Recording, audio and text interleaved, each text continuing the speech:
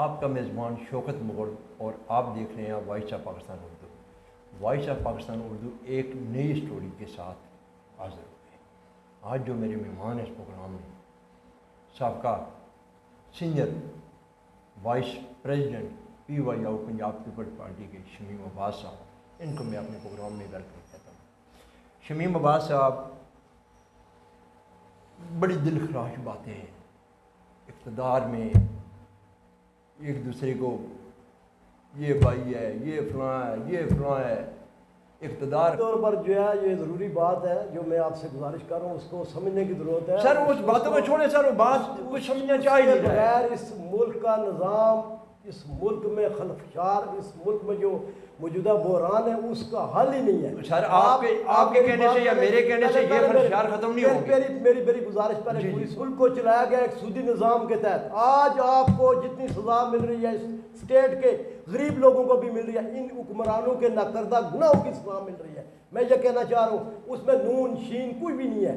میں یہ گزارش کرنا چاہ رہا ہوں میرے پیارے کہ جب تک اس ملک کو ایک آئین کے تحت، ایک اسلامی اصولوں کے تحت نہیں چلایا جائے گا، اس ملک میں انتشار ختم ہو گیا۔ دوسری بات کہ جب آپ پاکستان پیپلز پارٹی کی بات کرتے ہیں تو میں یہ گزارش یہاں پہ کرنا ضروری سمجھتا ہوں کہ جب سے یہ پی ڈی ایم بنی تھی تو پاکستان پیپلز پارٹی کے جو بنیادی نظریاتی کارکن تھے ان میں سے بیشتر لوگوں کا اختلاف تھا، جس میں ہمیشہ آپ سے اختلاف کرتا رہوں کہ یہ اتحاد ہمارا اور مسلم لیگ نون کا، اور یہ جو اتحاد ہے اس کو ایک جو ہے نا ایک نظریات کے مطابق ہمارا ان سے کے ساتھ جو اتحاد نہیں بنتا۔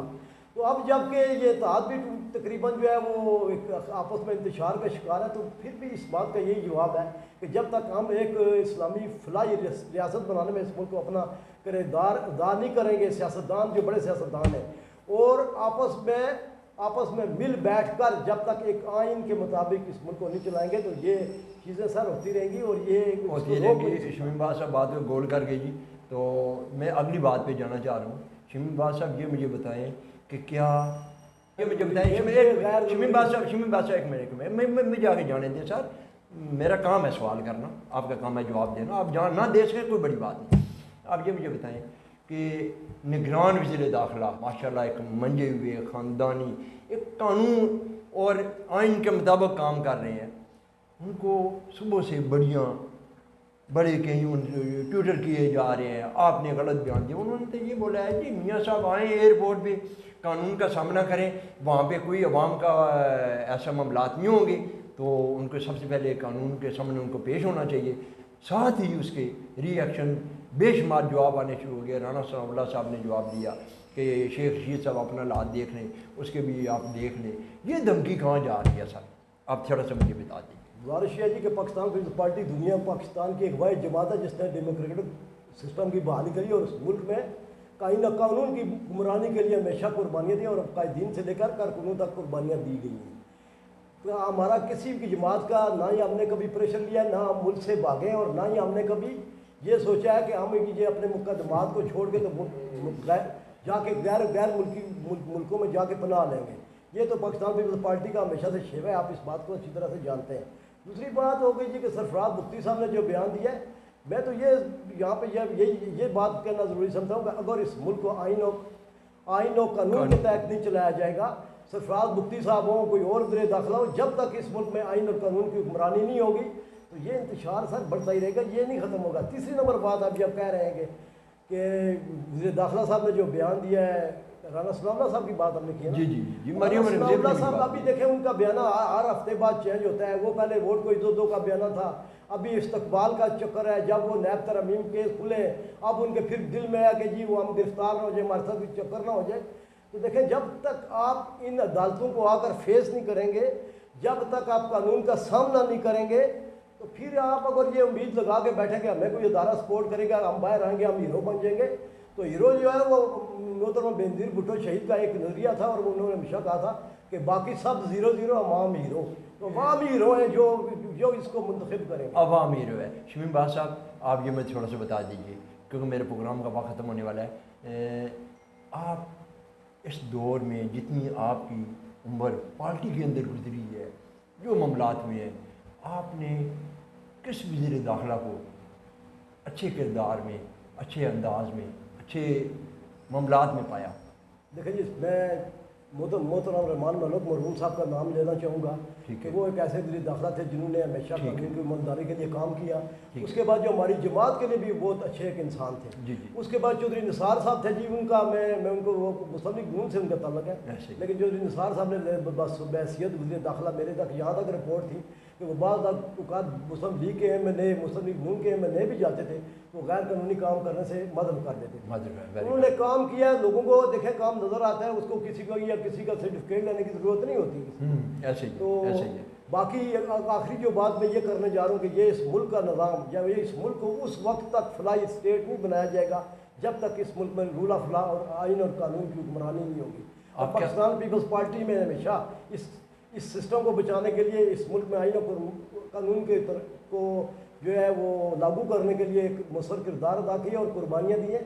ये एक तारीख का एक ये ढकी छुपी हुई बात इसमें बिल्कुल नहीं है। शमीम बात साहब, आप क्या समझते हैं कि राजा रियाज साहब पीपल्स पार्टी से PTI में गए, PTI से पहले कौमी असम्बली में पोजीशन का रोल अदा किया, साथ मिलकर जो भी किया, फिर लंदन में गए, फिर नून लीग में शामिल हो गए। मुझे उसने भी एक साफ़ी ने कहा है कि उनकी कोई भी जमात नहीं है जी, वो जहाँ भी जाएंगे आपको पता चल जाएगा। इसको आप कैसे नज़र से देखते हैं? फिर लंदन से बयान भी जारी करते हैं, वो कहते हैं कि सब लोग फलान इंटरचेंज टूल प्लाजा में इंतज़ार करें जी, इस्तकबाल करें जी। इस पर आप क्या कहते हैं? देखें जी, बड़ी इस मुल्क में बहुत बड़ी बदकिस्मती की मैं आपको बात बताऊँ कि ये सियासतदान हमेशा जो है ये आवाम के सामने हमेशा हर दफ़ा एक जमात के में हीरो बन के सामने आते रहे, उनके जो लीडरान से उनको हीरो पेश कर। अगली दफ़ा ये दूसरी जमात को जो है वो अच्छा समझ जो गर्दानते रहे और दूसरी जो पीछे जमात जो जिसको छोड़ते रहे उसके खिलाफ और उसकी लीडरशिप के खिलाफ बरियाँ करते रहे। आपके सामने की बात है, 3 जमातें बदलाने के बाद एक बंदा जो किसी निज़ाम के सामने ठहर नहीं सकता, वो किसी जमात का भी कारकुन नहीं हो सकता, किसी जमात का भी नहीं हो सकता। इंशाल्लाह आने वाले इलेक्शन में इंशाल्लाह बेनकाब होंगे। शमीम बात साहब, क्या समझते हैं कि ये जो आँखों की बीमारी आई है और इसके अलावा एक इंजेक्शन जो पीपल पार्टी सेंट्रल सेक्रेटरी को जो उहदे दौरान भी हैं चौधरी मंजूर साहब, उनके भाई की भी आँखों की बीनाई जो है वो जा चुकी। सर क्या सर, अगर ऐसे लोगों के घरों में भी ये चीज़ हो रही है तो क्या समझते हैं कि आम गरीब आदमी का क्या हालात होता होगा? आपने खबर देखी है या नहीं देखी है, लेकिन मैंने आप पे सवाल कर दिया। देखिए जी, इससे ये हमारे मुल्क की फिर वही बात आती है कि हमारे मुल्क की बदकिस्मती है कि हमारा एक सिस्टम जो है वो कोई भी सिस्टम अपनी जगह पर नहीं है। हर जगह पे जो है वो हर जगह पे करप्शन, सिफारिश और दूसरी चीज़ें, और ये लोग हैं जो ख़ास तौर पर ड्रग इंस्पेक्टर हैं, ये लोग ये जो महकमा सेहत के एहलकार हैं, इन लोगों की नहली गफलत और लापरवाही है। और ये सर इसी तरह चौधरी मंजूर साहब ने भी यही अपना पूरे पाकिस्तान का यही हाल है। और ये सिस्टम को ठीक करने के लिए जो है ना हमें कुर्बानियाँ देने पड़ेगी, अवाम को भी कुर्बानियाँ देने पड़ेंगी, और किसी न किसी को अल्लाह किसी अच्छा काम देना चाहेगा तो कोई ना कोई शख्स आएगा, कोई ना कोई इस मुल्क को ठीक करेगा। और ये हमारा ईमान होना चाहिए कि इंशाअल्लाह ये मुल्क एक ना एक दफ़ा फिर कोई ना कोई अल्लाह का बंदा आएगा जो इस मुल्क को ठीक करेगा।